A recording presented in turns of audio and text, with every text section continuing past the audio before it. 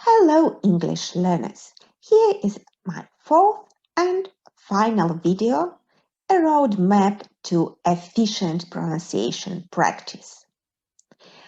The three previous ones gave you a mind map of issues that can cause pronunciation problems. Here's a brief recap of my previous three videos.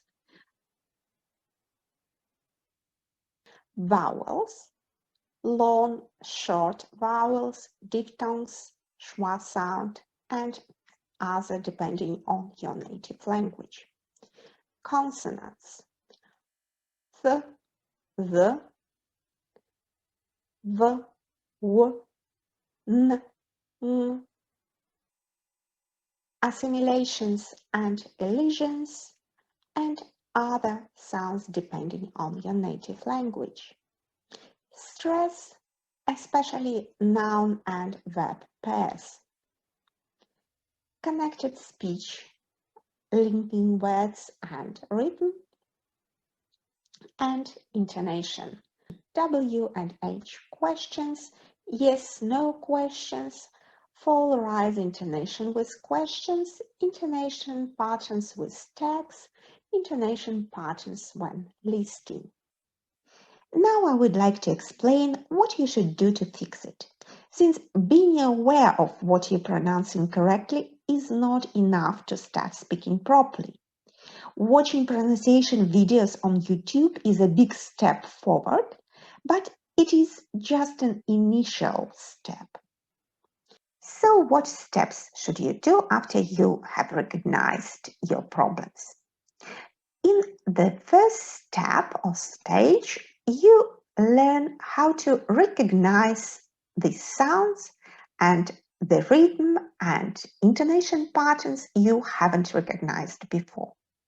Under the link below this video, you can find excellent exercises that help you recognize the minimal pairs of sounds and various intentions behind the intonation patterns.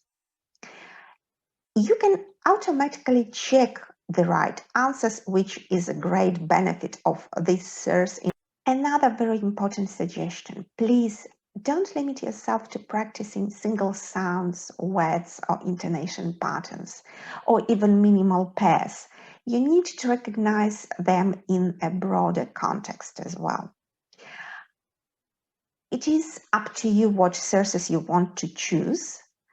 I like series Learn English With, based on fragments of famous films, TV shows, cartoons, songs, interviews with famous actors, as well as short BBC videos.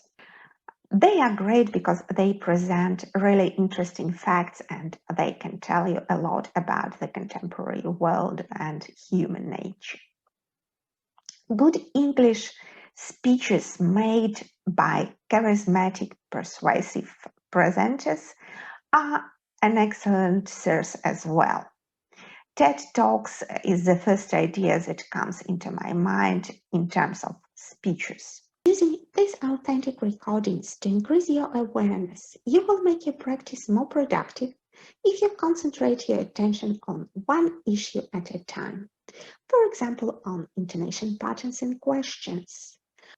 The reason for this lays in the fact that our working memory is of limited capacity, and if we have a deal with a new text, we need a lot of it for processing meaning and grammar.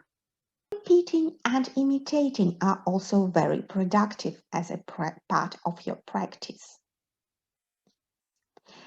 And again, you should practice them in a speech flow.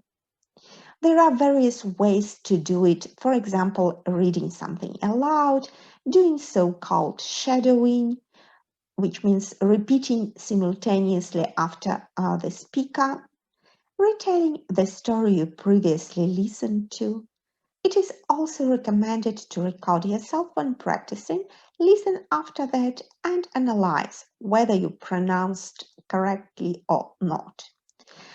If repeating an ordinary speech seems to be boring for you, you can use tongue twisters. I attach some links, rap or songs. I love poetry read by British and American actors such as Tom Hiddleston or Helena Bonham Carter. And the next stages is speech production. I mean, integrating your knowledge into your speech. It could be a prepared speech first.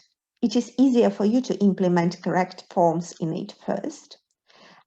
Again, record yourself.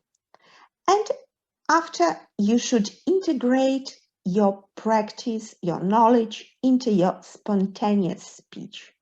Recording yourself and analyzing are very important since you can understand how advanced your progress is.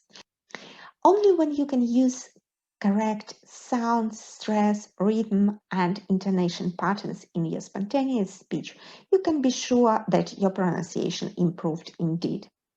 It takes a lot of time to transfer your knowledge into skills, and it's critical not only to record yourself, but also talk to real people.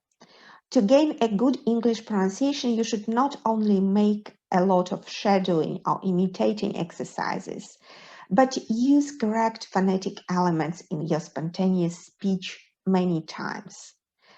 You can find a lot of ideas on how to find a language partner and ensure in an environment for your speaking practice in my video, Where Can I Find a Language Partner?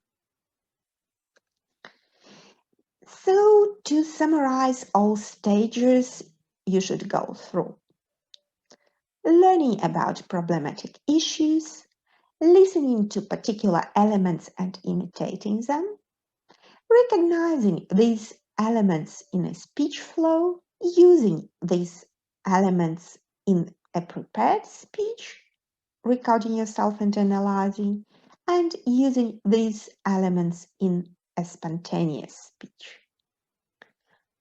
Thank you for your attention. If you need any assistance to improve your pronunciation, or you want to book a lesson in English, Russian, or Polish, please email me olga.nestel@gmail.com. Subscribe to my channel and like it.